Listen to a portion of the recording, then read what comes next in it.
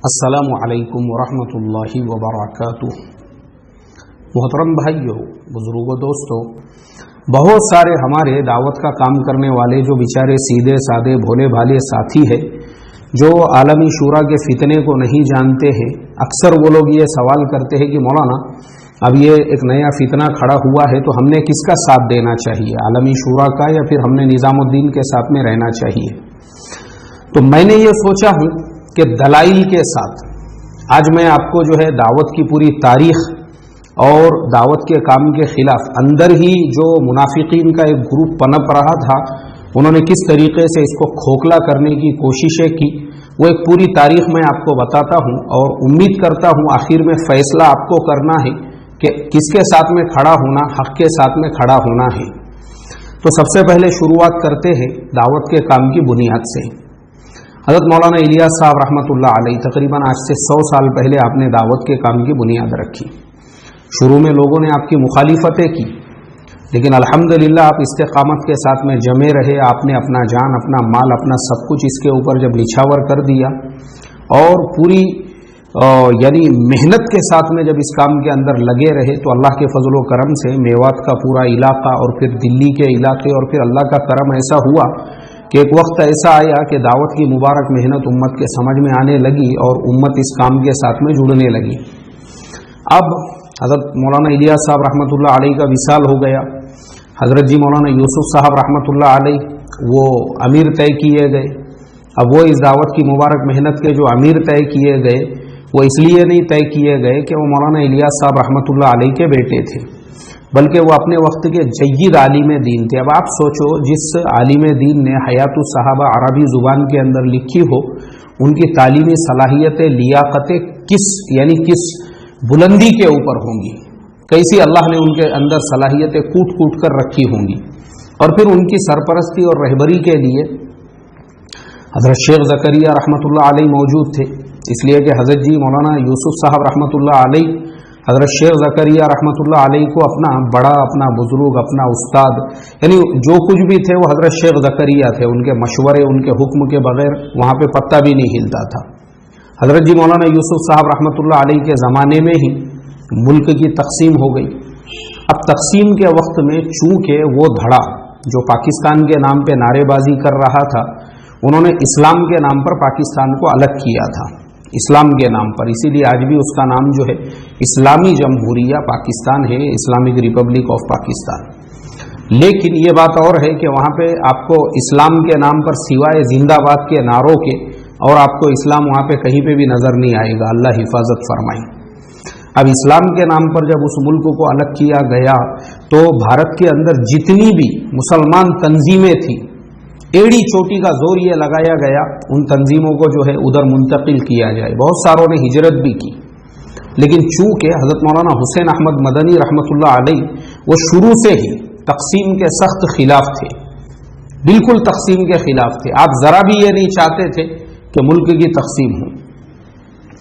تو حضرت مولانا حسین احمد مدنی رحمۃ اللہ علیہ جیسے اکابر کے خلاف فتوی بازی کی گئی، ان کو کافر اور زندیق قرار دیا گیا، باضابطہ پرچے لکھے گئے، ان کے خلاف بیان بازیاں اور جلسے جلوس ہوتے تھے اس زمانے کے اندر۔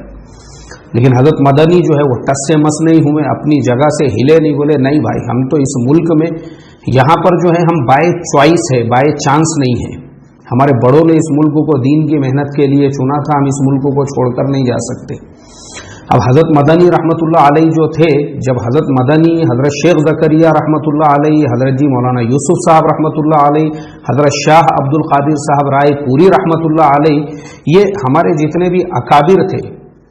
حضرت مولانا حفظ الرحمان صاحب سیو ہاروی رحمۃ اللہ علیہ، یہ سارے کے سارے اکابر یہ ملک میں رکے ہوئے تھے۔ اس زمانے کے اندر حضرت شیخ زکریا نے اپنی آپ بیتی میں یہ باتیں لکھی ہیں، میں نے پہلے ہی آپ کو کہا ہوں، میں بغیر دلیل کی بات نہیں کرتا ہوں۔ اب آپ بیتی دیکھیے حضرت شیخ زکریا رحمۃ اللہ علیہ کی، اس میں لکھا ہوا ہے، حضرت شیخ تو چونکہ میں اس عنوان پہ آلریڈی پہلے پورا ڈیٹیلز میں بتا چکا ہوں کہ تقسیم کے وقت مرکز نظام الدین نے کیا ایکشن لیا تھا، وہ میرا اگر آپ سبق سنیں گے تو آپ کو पूरे डिटेल्स उस वक्त के पता चल जाएंगे। उसमें बहुत डिटेल्स के साथ में तकसीम के हालात लिखे हैं। अभी मुझे सिर्फ इतना मुद्दा बताना है कि हजरत शेख ज़करिया रहमतुल्लाह अलैह एतेकाफ के लिए हर साल मरकज़ निज़ामुद्दीन पहुँचते थे, और वो साल ऐसा था कि उसी वक्त में आज़ादी का ऐलान हुआ और हजरत शेख ज़करिया रहमतुल्लाह अलैह जो है बस अब मरकज़ में ही रह गए, क्योंकि जब तकसीम हो गई, मुल्क आज़ाद हो गया, चारों तरफ हंगामे होने लगे, तो फिर आप जो है वहीं रुक गए मरकज़ निज़ामुद्दीन में, क्योंकि सफ़र कर ही नहीं सकते थे। अब वहीं पर थे। उस वक्त के हालात हजरत शेख ने खुद अपनी आपबीती में लिखे हैं कि पड़ोस मुल्क से प्राइवेट जहाज़ आते थे, प्राइवेट जहाज़, जिसमें वहाँ के बड़े बड़े जो सियासी रहनुमा हैं, कायदीन हैं, वो होते थे। वो आकर हजरत जी मौलाना यूसुफ साहब रहमतुल्लाह अलैह के ऐसे पैर पकड़ते थे, और पैर पकड़ के जो है ऐसा उनके सामने ऐसा यानी इतनी मिन्नत और समाजत करते थे कि हजरत ये मरकज़ निज़ामुद्दीन को उठाओ और पड़ोस में लेकर चलो, वरना तुम लोगों की तिक्का बोटी भी इस मुल्क में बाकी नहीं रहेगी। लेकिन हजरत जी मौलाना यूसुफ साहब रहमतुल्लाह अलैह कहते थे, भाई मेरे हाथ में कुछ नहीं है, मैं तो ताबे हूँ हजरत शेख ज़करिया रहमतुल्लाह अलैह के, वो वहाँ बैठे हैं, जाके उनसे बात करो। अब ये लोग जब उनके पास जाते तो हजरत शेख ज़करिया रहमतुल्लाह अलैह फरमाते, भाई देखो मेरा मैं भी जो हूँ, मेरे दो अकाबिर हजरत शाह अब्दुल कादिर साहब रायपुरी रहमतुल्लाह अलैह और हजरत मदनी रहमतुल्लाह अलैह, इन दोनों के मैं ताबे हूँ।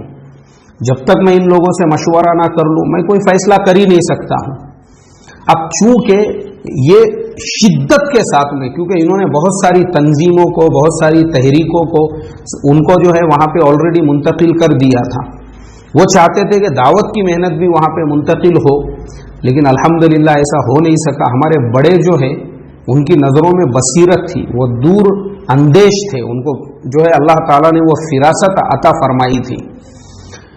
हमारे बुजुर्गों ने इनकार किया। अब जब इनकार किया तो उसी वक्त से पाकिस्तान वालों के दिल में इस बात की फांस अटकी हुई थी कि दावत का ये पूरा निज़ाम निज़ामुद्दीन के ताबे क्यों चल रहा है, पूरा आलम झुका हुआ है और हमको भी उनके सामने झुकना पड़ता है, हमको भी उनके ताबेदारी में काम करना पड़ता है, हमको भी उनके मशवरों पर और उनके उमूर पे काम करना पड़ता है। हम क्यों काम करेंगे, हमारे पास में क्या कमी है क्या बड़ों की, बुजुर्गों की। और इसी चीज़ को यानी ऐसी ऐसी साजिशें की गई कि हजरत जी मौलाना यूसुफ साहब रहमतुल्लाह अलैह 1965 में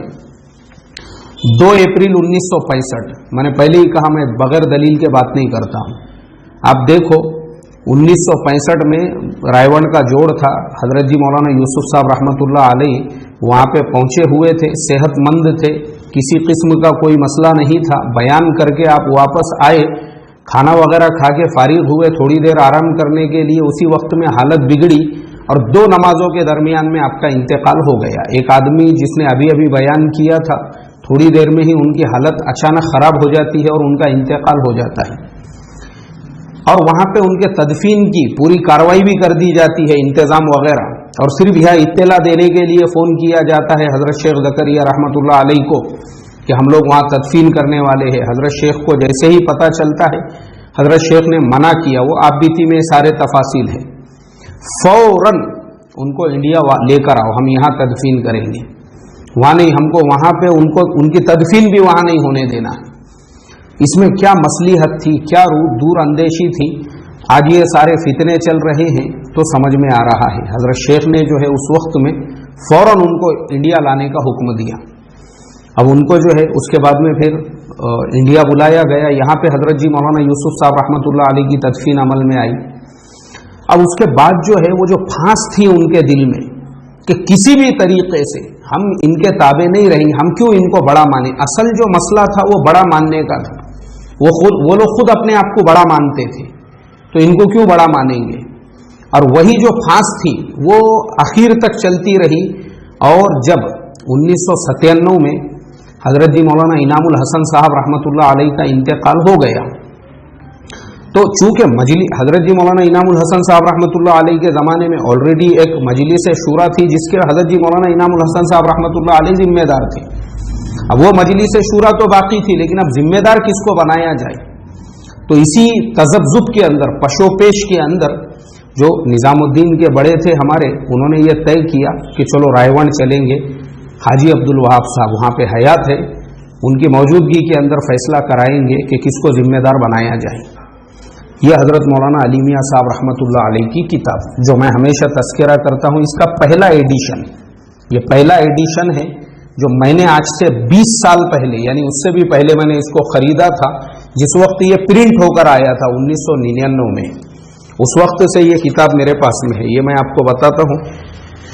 ये तारीख देखिए, 1 सितंबर 1999 को ये पहला एडिशन। अच्छा, ये जो किताब छपी है ये हज़रत मौलाना अली मियां साहब रहमतुल्लाह अलैह की हयात में, उनकी ज़िंदगी में छपी है ये, क्योंकि मौलाना अली मियां साहब रहमतुल्लाह अलैह का इंतकाल ये किताब के छपने के जो है 3 महीने के बाद 31 दिसंबर 1999 को हुआ था, और ये किताब छपी हुई है 1 सितंबर, यानी ये सितंबर में छपी है, और इसके 3 महीनों के बाद में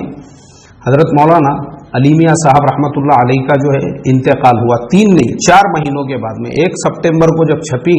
सितंबर, अक्टूबर, नवंबर, दिसंबर, इस किताब के छपने के 4 महीनों के बाद में 31 दिसंबर 1999 को हज़रत मौलाना अली मियां साहब रहमतुल्लाह अलैह का इंतकाल हुआ। क्या नाम है किताब का? किताब का नाम है मुर्शिद रूहानी मुस्लिह उम्मत हज़रत मौलाना सैयद अबुल हसन अली नदवी रहमतुल्लाह अलैह साहब उर्फ अली मियां साहब के खतूत हज़रत मौलाना अब्दुल करीम साहब पारेख के नाम। अच्छा, ये मौलाना अब्दुल करीम साहब पारेख कौन है, ये भी हम लोगों को पता होना चाहिए। ये वो है जिन्होंने 1948 से लेकर तो उसके बाद के कई साल मरकज़ निज़ामुद्दीन की 4 दीवारी में हज़रत जी मौलाना यूसुफ साहब रहमतुल्लाह अलैह के साथ गुजारे हुए हैं। ये वो मौलाना अब्दुल करीम साहब पारेख है। बाद में दुनिया ने इनको मुफस्सिर कुरान के नाम से जाना, क्योंकि इन्होंने अपनी पूरी ज़िंदगी फिर कुरान करीम की खिदमत के लिए लगा दिए, और बाद में जो है अल्लाह ताला ने इंडिया के बड़े हमारे जो है अकाबिर में ये शुमार हुए। तो हज़रत मौलाना अब्दुल करीम साहब पारेख जो है इस किताब के अंदर, चलिए अब मैं आपको बताता हूँ वो ख़त कि हज़रत मौलाना अबू अली मियां साहब रहमतुल्लाह अलैह को जब इस बात का इल्म हुआ कि मरकज़ निज़ामुद्दीन के जो बड़े हैं, अच्छा वो इल्म भी कैसे हुआ, वो इल्म का भी रीज़न मैं आपको बताता हूँ। देखो, ख़त नंबर 211 यहाँ पे लिखा हुआ है, ख़त नंबर 211 सफ़ा नंबर 374। चलो अब हम इस किताब के ख़त नंबर 211 और सफ़ा नंबर 374 पहुँचते हैं। इसकी ये जो ख़त है ये क्यों लिखा गया है, पहले तो वो आपको बता दूं कि हज़रत मौलाना अली मियां साहब रहमतुल्लाह अलैह को मजलिस मुशावरत के जनरल सेक्रेटरी, ऑल इंडिया मजलिस मुशावरत के जो थे मौलाना अहमद अली कासमी साहब, उन्होंने फ़ोन पर हज़रत मौलाना अब्दुल करीम साहब पारेख को इत्तला दी थी। तो हज़रत मौलाना अली मियां साहब रहमतुल्लाह अलैह को जैसे ही इत्तला मिली कि निज़ामुद्दीन का अमला वो रायवण जाने की तैयारी में है, पाकिस्तान जाने की, कि किसको जिम्मेदार और अमीर तय किया जाए, तो हज़रत मौलाना ने फ़ौरन इमीडिएटली उसी वक्त में हज़रत मौलाना अब्दुल करीम साहब पारेख के हाथों में वो ख़त देकर उनको जो है फ़ौरन भेजा। मरकज़ निज़ामुद्दीन की का जो मशवरा होता है, फ़ौरन मेरा ख़त वहाँ पे उनको जो है दिया जाए और वो ख़त पढ़ा जाए वहाँ पे। तो वो जो ख़त पढ़ा गया, अच्छा वो ख़त जो है वो ख़त कंप्यूटर से तो छपा हुआ ही है, जो ओरिजिनल हज़रत मौलाना अली मियां साहब का कलम है, देखिए ये उसमें भी यहाँ पे लिखा हुआ है, वो भी यहाँ पे लिखा हुआ है। ये हवाई फायरिंग नहीं है, ये सब सारी चीज़ें यहाँ पे लिखी हुई है। और मैं तो समझता हूँ यार, वो हज़रत मौलाना अब्दुल करीम साहब पारेख को अल्लाह ताला जो है करोड़ों रहमतों का नुज़ुल फरमाए। क्या बात उनके जहन में आई होगी जो उन्होंने सेम टू सेम ख़त भी छाप दिया है यहाँ पे। और ख़त में पता है आपको क्या लिखा हुआ है? ख़त के अंदर जो है जो मेन पॉइंट है, अभी मैंने ये पूरे ख़त के ऊपर भी 1-2 सबक पहले ही दे दिए हुए हैं, लेकिन अभी फ़िलहाल जो है जो इसका मेन पॉइंट है वो ये है कि इस ख़त का जो है सिर्फ जो खुलासा है वो ये है कि मौलाना अली मियां साहब ने फरमाया, दूसरी अहम बात जो तजुर्बा और बसीरत और हालात से वाकिफियत और पूरे खुलूस और एतमाद के साथ लिखी जा रही है कि अब इमारत या विफाक के बारे में जो भी फैसला करे, देखो ये जुमला देखो आप, जो भी फैसला करे वो दिल्ली और मरकज़ निज़ामुद्दीन ही में हो, इसके लिए हरगिज़ पाकिस्तान का सफ़र ना करे और ना वहाँ इसके बारे में کوئی فیصلہ اور تنظیم ہو، ایک تجربہ کار اور تھوڑی سی سیاسی اور تاریخی بصیرت رکھنے والے انسان کی حیثیت سے لکھا جاتا ہے کہ پھر ہندوستان میں ہی نہیں بلکہ سارے عالم میں کام کرنا مشکل ہو جائے گا۔ یہ مجھے آپ کو صرف اتنا بتانے کا تھا اس کتاب کے ذریعے سے۔ تو چونکہ پاکستان والوں نے ہمیشہ جب یہ کوششیں کی تو ہمارے بڑوں نے، جن کو یہ بصیرت تھی، پہلے تو حضرت شیخ زکریا تھے جنہوں نے بالکل نہ وہاں پہ جانے کی اجازت دی اور نہ ہی حضرت جی مولانا یوسف صاحب کے تدفین کی وہاں پہ اجازت دی۔ بعد میں جب یہ مسئلہ آیا تو حضرت مولانا علی میاں صاحب رحمۃ اللہ علیہ کھڑے ہو گئے، فرمایا کوئی ضرورت نہیں ہے وہاں جانے کی، آپ نے منع فرما دیا۔ میں نے وہ سارے جملے پڑھ کے آپ کو سنایا، کیونکہ ہمارے بڑوں کی جو نظریں ہیں وہ اچھی طرح سے وہ سارے فتنے فساد کو دیکھ رہی تھی کہ وہاں جانے سے کیا کیا نقصانات ہو سکتے ہیں۔ اب اس کے بعد جو ہے یہ جو طبقہ ہے، کیونکہ وہ پھانس تو ان کے اندر پھنسی ہوئی ہی تھی کہ کسی طریقے سے کام جو ہے اپنے قابو میں، اپنے کنٹرول میں لیا جائے، تو ان کو موقع نہیں مل رہا تھا۔ اب ہمارے یہاں پہ مرکز کے اندر ہی رہنے والے وہ لوگ جو کسی بھی حالت کے اندر حضرت جی مولانا سعد صاحب، یعنی ابھی اس کے بعد ایک لمبا زمانہ گزرا اور حضرت مولانا زبیر صاحب کے وصال کے انتقال کے بعد میں پھر اب جو حضرت جی مولانا یوسف صاحب، ہمارے حضرت جی مولانا سعد صاحب جو ہے جب ذمہ دار طے پائے گئے، امیر بنے، اس وقت میں جو ایک طبقہ تھا ان کو پتہ تھی یہ ساری باتیں کہ پاکستان والے جو ہے وہ پہلے سے ہی کرسی کے پیچھے پڑے ہوئے ہیں، تو چلو اب ایک کام کرتے ہیں، یہ ہمارے لیے بہت اچھا موقع ہے کہ اگر ہم یہاں سے ان کے ساتھ میں ہاتھ ملا دیتے ہیں تو پھر ہمیں ایک تیسرا محاذ کھڑا کر دیں گے، یہ رہ جائیں گے اپنی جگہ پر اور ہم لوگوں کو بھی اس کے اندر حصے داری مل جائیں گی۔ اور انہوں نے بھی کیا کیا کہ مرکز کے اندر جو ہے یہ تخریب کاری کے اندر لگے رہے، کھانا تو مرکز کے دسترخوان پہ کھاتے رہے، ماشاءاللہ روٹیاں تو مرکز کی توڑتے رہے، اور اسی مرکز کے خلاف میں بغاوتیں اور سازشیں اسی کی چار دیواری کے اندر بیٹھ کے کرتے رہے۔ میں سمجھتا ہوں دنیا کے اندر احسان فراموشی کی اس سے بڑی اور کوئی مثال نہیں ہو سکتی ہے کہ جس کے دسترخوان پہ کھا رہے ہیں، جس چار دیواری میں رہ رہے ہیں، اسی کے خلاف میں بغاوتیں اور سازشیں اسی کے اندر بیٹھ کے ہو رہی ہے۔ اللہ تبارک و تعالی حفاظت فرمائے۔ اب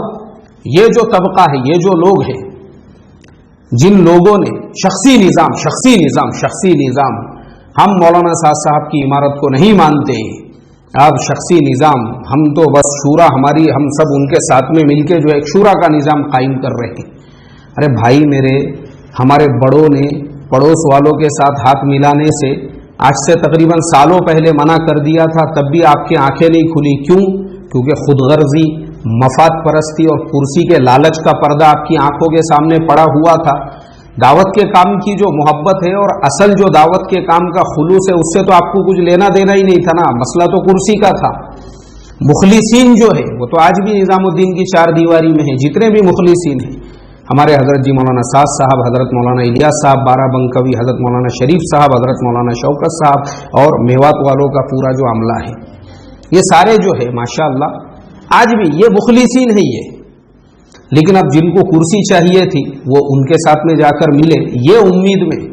کہ ہم کو بھی کچھ نہ کچھ حصے داری ضرور ملے گی، لیکن ہائے افسوس، وہ کسی شاعر نے کہا ہے کہ نہ خدا ہی ملا نہ وصال صنم، نہ ادھر کے رہے نہ ادھر کے رہے۔ پاکستان والوں نے ان کو خالی یوز کیا، استعمال کیا، اور استعمال کرنے کے بعد جیسے ہی حاجی عبدالوہاب صاحب کا انتقال ہوتا ہے، اس کے فوراً بعد میں انہوں نے اعلان کر دیا مولانا نذر الرحمان صاحب امیر رہیں گے۔ اب وہاں پہ بھی آلریڈی 3 4 امیدوار، مولانا احسان صاحب، مولانا خورشید صاحب، احمد باٹلہ، یہ لوگ پہلے سے ریڈی اور تیار تھے، ذمہ دار اور امیر تو ہم رہیں گے۔ پھر ان کو کیسے کیا بنایا گیا؟ بعد میں پھر اس بات کا بھی خلاصہ اور اعلان ہو گیا، بولے بھائی وہ غلطی سے ان کا اعلان ہوا، اصل امیر تو مولانا احسان صاحب رہیں گے۔ اب مولانا احسان صاحب کو امیر کے طور پہ جو ہے پروموٹ کیا جانے لگا، ملک کے صدر سے اور اسٹیٹ کے جو ہے جو بڑے بڑے وہاں پہ جو ہے وزراء اور جو سیاسی لوگ آتے تھے ان کو ملایا جاتا تھا، یہ ہمارے امیر صاحب ہیں، ان سے ملیے، جلسے جلوس میں اعلان، اخبارات میں ان کے نام سے اعلان کہ بھائی امیر عالم جو ہے وہ تو حضرت مولانا احسان صاحب ہی ہے۔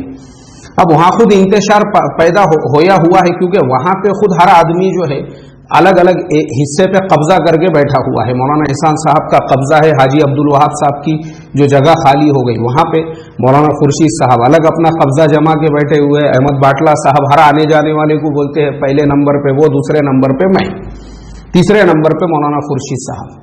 अब हजरत मौलाना तारिक जमील साहब का तो यहाँ कोई तस्करा भी नहीं है, क्योंकि इन लोगों ने तो उनको पहले ही तबलीग से ही बाहर कर दिया हुआ है। इन लोगों का कहना तो ये बहुत पहले से ही है कि भाई ये तो तबलीग के उमूर के खिलाफ अपनी मनमानी कर रहे हैं, इनके दिल में जो आता है वो करते हैं, जहां ये चाहते हैं बगैर मशवरे के जाते हैं, जो इनके दिल में आया वो कर रहे हैं। उस एतबार से सियासी पार्टियों का जो है इन्होंने समर्थन और सपोर्ट भी किया है जो तबलीग के बिल्कुल मिजाज के खिलाफ है। इस वजह से उन्होंने तो उनको वो दौड़ से ही बाहर कर दिया हुआ है। अब ये बेचारे हमारे भोले भाले सीधे सादे हमारे भारत के जो हमारे अकाबिर हमारे हजरत मौलाना अहमद लाट साहब जो इतने दिनों से उम्मीद लगाकर बैठे हुए थे कि क्योंकि हम तो निजामुद्दीन से जा रहे हैं तो जिम्मेदार तो हमको ही बनाया जाएगा, लेकिन हाय अफसोस हाथ में कुछ नहीं आया। क्यों? अरे भाई पहले उनमें ही मारामारी चल रही है, उनमें ही ऐलान किसी के नाम पे होता है, अखबारात में किसी के नाम छप रहे हैं, वहीं पर जो है मसला है। इसी वजह से आज वहां के हालात ऐसे हो चुके हैं, पूरी अवाम वहां की बज़्ज़न हो चुकी है, क्योंकि वहां की जो अवाम है पाकिस्तान की और वहां के जितने भी अहले मदारिस है और जो अकाबिर उलामा हैं, जो मुफ्तियान हैं, जो वहां के मुहतमिमीन, सारे लोग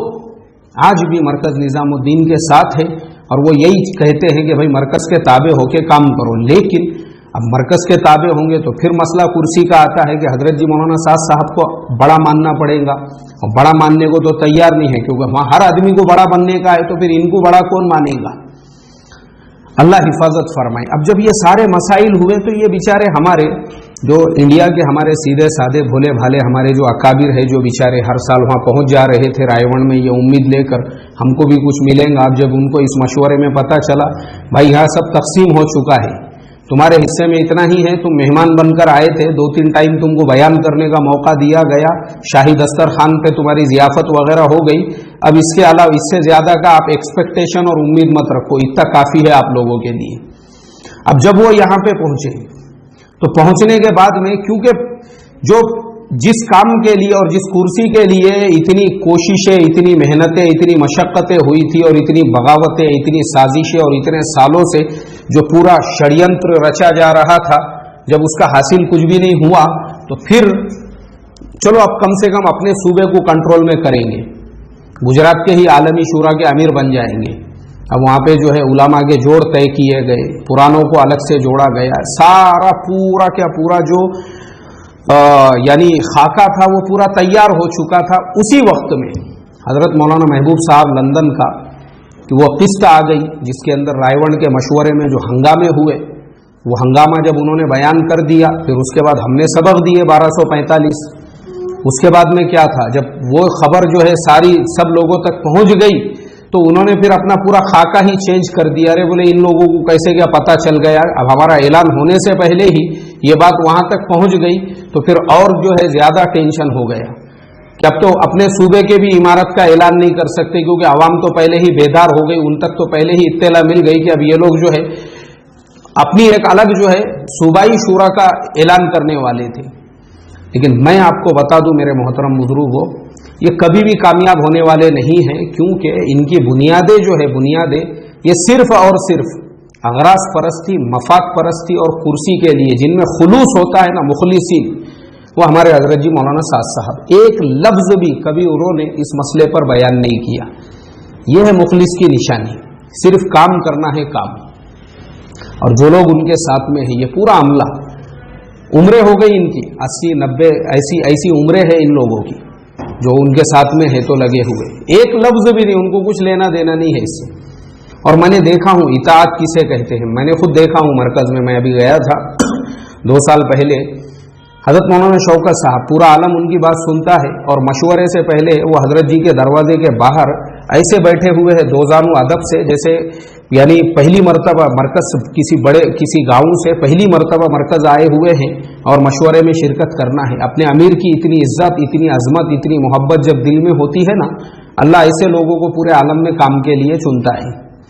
अब यहाँ पे प्रॉब्लम यह है کہ یہاں تو اب چونکہ مسئلہ یہ ہو گیا کہ اب گجرات کی عالمی شورا کا بھی اعلان نہیں کر سکتے کیونکہ وہاں پہ بھی ایک اکابر نہیں ہے، پالنپوری جو طبقہ ہے پورا الگ ہے، ان میں بھی دو ٹکڑے ہو گئے ہیں. کچھ لوگ بولتے ہیں مولانا عبد الرحمان کاکوسی کو امیر بنایا جائے، کچھ لوگ بولتے ہیں مولانا یونس صاحب پالنپوری کو امیر بنایا جائے. اب یہ جو طبقہ ہے سورت بھروچ اور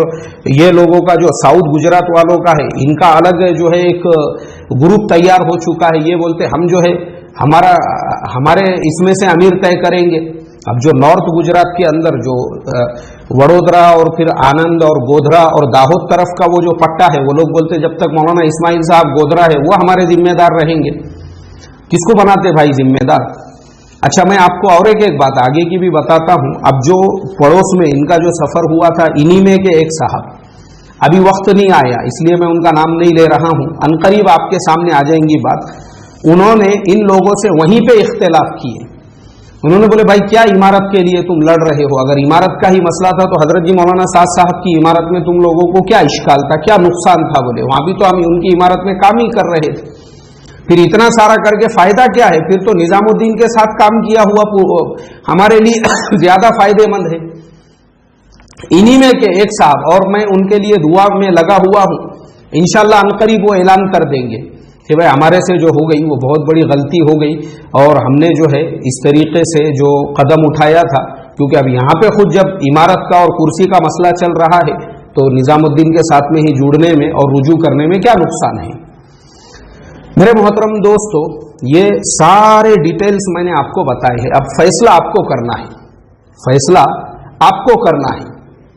اب فیصلہ آپ کے اوپر میں نے چھوڑا ہوا ہے. مجھے آپ بتاؤ، جو نظام الدین کی چار دیواری سے پورے خلوص کے ساتھ سارے اکابر جہاں پہ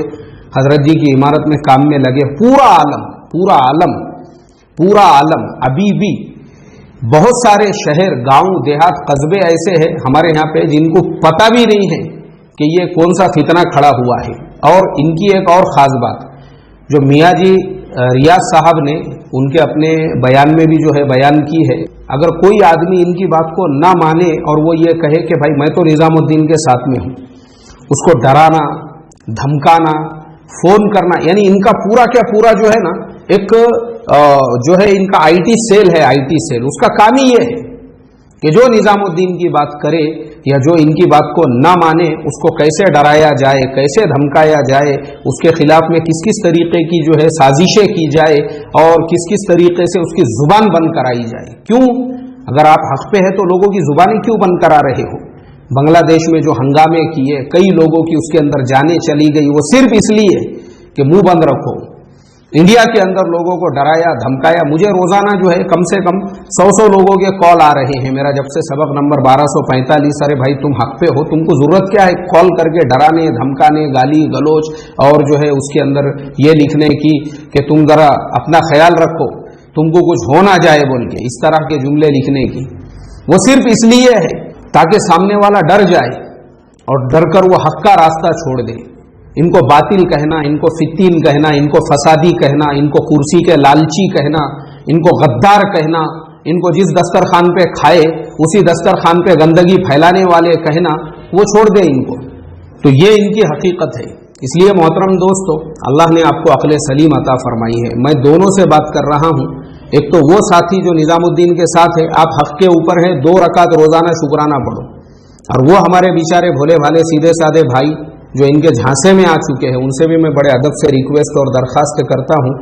اگر یہ سب دیکھنے کے بعد بھی تمہاری آنکھیں نہیں کھلی ہے تو میں دعا کروں گا اللہ آپ کی آنکھیں کھول دے. کیونکہ آپ دیکھو یہ جنتا دل کے 32 ٹکڑے آلریڈی ہو چکے ہیں.